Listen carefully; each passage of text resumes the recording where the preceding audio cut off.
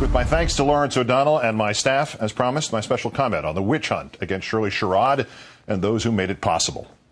On the 15th of October, 1894, a fervently patriotic, almost jingoistic Frenchman stepped onto the office of the Minister of War in Paris. He had been told he was simply attending a review, and he was still not suspicious, even as another man slammed a hand on his shoulder and arrested him for treason. Just 82 days later, he was convicted, stripped of his military rank, sentenced to life imprisonment, and sent to a fortress in Guyana. He was, of course, utterly and totally innocent. All the evidence against him had been fabricated, some of it literally stitched together, with the parts that would have exonerated him edited out. But religious fervor and xenophobia had gripped his country, and his ethnic group was in the minority, at a time when the majority was trying to paint that minority as evil and subversive and bigoted beyond all reason against the majority. Those in government who knew his innocence stayed silent in a foolish and ill-fated attempt to govern on behalf of all of the people, even the irrational and the hateful and the prejudiced. Those in the press who did not grab at the circulation and the profits that the hatred and the scapegoating would bring them were literally chased out of the country. Thus, it would be just under 5 years before the man was pardoned, nearly 11 before he was fully exonerated and restored to active service. His name, of course, was Captain Alfred Dreyfus, and the fortress in Guyana was Devil's Island. Well, we need to congratulate ourselves. How far we have come. We can pull a Dreyfus faster than the French could in 1894. 82 days until they sent him to Devil's Island. We did it to Shirley Sherrod in 48 hours. We, the howling fools of the far right, the stand-aside pathetic bureaucrats of the Department of Agriculture, the whole of the cowering media, this network included, the whole of the government, this self-defeatingly above-it-all president included. It is a merciful byproduct of the swiftness with which we can ruin somebody's life today, that the real truth will also emerge at nearly the same lightning speed if we're lucky. But no matter how much of a stretch it is to compare Shirley Sherrod to Alfred Dreyfus, mistake it not, Shirley Sherrod has been to her own Devil's Island. And thanks to the perpetual fraud machine that is Fox News and the scum that is this assassin Breitbart, there will be a portion of this country, the mindless, the hateful, the reactionary, the racist, to whom she is forever convicted and ever imprisoned.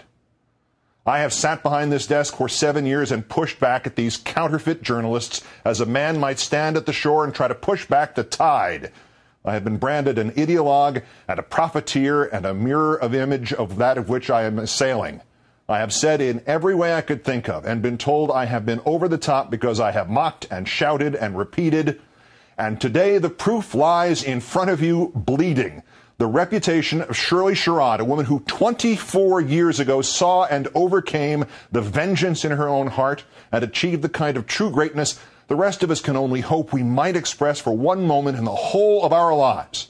A reputation assassinated by Fox News, assassinated by that scum Breitbart, assassinated by all their meager-brained imitators on other channels and other websites, their limp fellow travelers who never asked questions first, but simply shot and shot and shot and shot and laughed. Let me make this utterly clear. What you see on Fox News, what you read on right-wing websites, is the utter and complete perversion of journalism, and it can have no place in a civilized society. It is words crashed together, never to inform, only to inflame. It is a political guillotine. It is the manipulation of reality to make the racist seem benevolent and to convict the benevolent as racist, even if her words must be edited, filleted, stripped of all context, rearranged, fabricated, and falsified to do so. What you see on Fox News, what you read on right-wing websites, is a manipulation, not just of a story, not just on behalf of a political philosophy, manipulation of a society. It's intentional redirection from reality and progress to a paranoid delusion and the fomenting of hatred of Americans by Americans. And nearly every last word of it is never, in any tangible sense, true. Ask Shirley Sherrod. But this evil has not become institutionalized just because of the hard, soulless work of Rupert Murdoch and Roger Ailes and the scum Breitbart. Our society has not bought into the premise of this 24-hour parade of feces dressed up as news just because of a clever marketing plan. The assassins of the right have been enabled on the left. The apologies are nice. They provide a thin line of self-respect, but only a thin one. The legitimate media did not first look at the whole videotape. We didn't first ask if the doctored clip perverted by the scum Breitbart did not seem to be leading up to a however. We didn't even today, when even this network let this pornographer of propaganda Breitbart come on and spew his lies and his venom and his fraudulent, obviously false self-defense like a quack doctor attending a life or death surgery. We didn't once consider the source. We are appalled by her actions, said the head of the NAACP. She mistreated a white farmer in need of assistance because of his race. Benjamin Jealous didn't first look at the whole videotape, didn't first ask the farmer if, as proved true, Ms. Sherrod had saved his farm. We have been working to turn the page on the sordid civil rights record at USDA, said the Secretary of Agriculture. This controversy could make it more difficult to move forward on correcting injustices. Tom Vilsack didn't first look at the whole videotape, didn't first ask if the event took place when Ms. Sherrod worked for USDA and not 24 years ago when she didn't. We could have waited all day. We could have had a media circus, said the Deputy Chief of Staff at the White House. But we took decisive action, and it's a good example of how to respond in this atmosphere. Jim Messina didn't first look at the whole videotape, didn't first ask if the decisive action might have really been like sending Dreyfus to Devil's Island. It's a good example of how to respond in this atmosphere. This atmosphere. This atmosphere exists because the people around him have let this president be dumbed down. The question used to be, fired up, and the rhetorical answer, ready to go. The question now is, fired up. The answer now is, not ready because we can't afford the impression of not looking sufficiently presidential and neutral and inviting a media circus in this atmosphere. To paraphrase President Reagan's Secretary of the Interior, James Watt, Mr. Messina, Mr. Emanuel, everybody else in this White House who's gradually remodeling this president into something generic and safe and electable in 2012 by the slimmest of margins on the strength of being as media circus free and better suited to this atmosphere as possible. Let Obama be Obama. And that advice must be heeded by one man above all others. Can you give us specifically some things that he said that would help us? Mr. Gibbs was asked at this afternoon's press briefing. Well, again, Mr. Gibbs replied, I think he talked about the fact that a disservice had been done here and an injustice had happened. He was quoting you, Mr. President. Fired up? A disservice has been done. Fired up, an injustice had happened.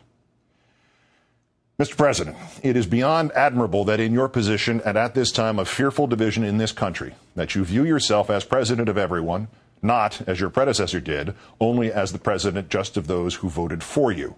But you must, at long last, sir, come to terms with the fact that while you have spent these first 18 months and one day of your presidency bending over backwards for these other people, they have spent this same time insisting you are not actually president, or you are a communist, or you are bent on destroying whatever is starring this week in the paranoid fantasies churned out by Fox News and the farcical Breitbart. If only for the arrogance of the irony that this crusade to prove you a foreign influence is led by an Australian named Murdoch and his sons who pretend to be British, and his second largest shareholder, Prince Al-Walid bin Talal Al Saud of Saudi Arabia. Just for that, you, sir, must stand up to this attack on you and on this nation. Their game plan is transparent. They can strand together all the forces of anti-black racism in this country, direct them at you and all for which you and this nation stand, and convince the great unwashed and unthinking out there that not only are they not racist, but you, Barack Obama, and Van Jones, and Shirley Sherrod, you are the real racists. And so in opposing you, they are not expressing the worst vestige of our past. They're actually standing up against it. As you stay silent and neutral and everybody's president, they are gradually convincing racists that they are the civil rights leaders and you are Police Chief Bull Connor. And then some idiot at Fox News barks and your people throw an honorable public servant under the nearest bus just for the sake of decisive action and the correct way to respond in this atmosphere. Mr. President, please stop trying to act every minute like some noble, neutral figure chairing a government of equal and dispassionate minds and contemplative scholars. It is a freaking war out here. And the imagined consensus you seek is years in the future, if ever it is to be rediscovered in this country. This false consensus has gotten us only the crucifixion of Van Jones and a racist gold-shilling buffoon speaking from the Lincoln Memorial on the 47th anniversary of Dr. King's speech. And now it has gotten us Shirley Sherrod. And your answer is to note a disservice and an injustice. Sir, get a copy of the Michael Douglas movie, The American President. When you get to the line where he says, "I was so busy keeping my job, I forgot to do my job," hit the rewind button 20 times. Fired up? Fired up?